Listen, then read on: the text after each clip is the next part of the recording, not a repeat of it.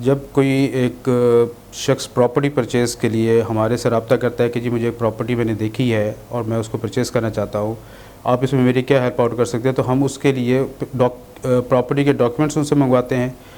Property के documents को हम वेरीफाई करवाते हैं। अगर तो वो प्रॉपर्टी लीज्ड है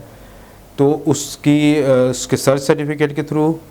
उसकी वेरिफिकेशन हो सकती है और उसकी जेन्युइननेस निकाली जा सकती है। अगर किसी अथॉरिटी के अंडर आती है तो उस अथॉरिटी से एनओसी फॉर सेल भी निकलवाया जाता है, देखने के लिए कि आया कि ये प्रॉपर्टी जो है बाइफरकेट तो नहीं हुई हुई,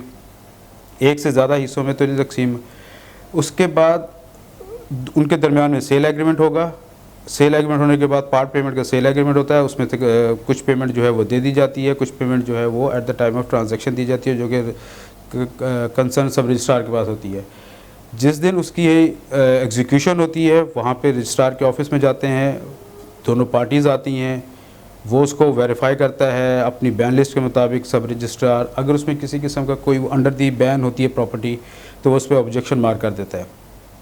बैन में अगर वो क्लियर है तो रजिस्ट्रार उसको एग्जीक्यूट कर देता है। एग्जीक्यूट होने के बाद उन दोनों के दरमियान में जो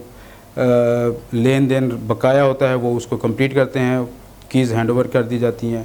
यहाँ ये काम ख़त्म हो जाता है। एक प्रॉपर्टी होती है कि अगर वो उसकी लीज़ नहीं हुई, वो प्री लीज ट्रांसफ़र पे है, तो उसकी जो भी कंसर्न अथॉरिटी है उस कंसर्न अथॉरिटी से जाके उसको चेक किया जाता है क्या ये किसी बैन में तो नहीं है, नैब के किसी उसमें तो नहीं है, इस पर कोई एंटी करप्शन का केस तो नहीं चल रहा। आजकल एक सबसे बड़ा इशू है चाइना टाउन वाला, चाइना कटिंग वाला, कि चाइना कटिंग के अंदर प्रॉपर्टी तो नहीं आ रही, तो उसको भी सारा करने के बाद फिर टाउन प्लानिंग से उसकी वेरिफिकेशन ली जाती है कि आया कि ये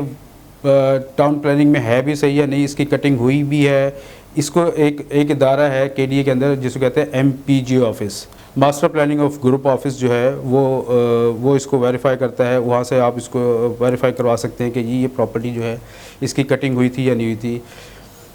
फिर उसके बाद उसके ड्यूज़ वगैरह हैं कि पिछली सेलर के ऊपर कितने ड्यूज़ हैं, वो ड्यूज़ के बाद फिर उसका केस जो है वो ट्रांसफ़र का डाला जाता है और फिर न्यू प्रॉपर्टी जो है ना ट्रांसफ़र होती है।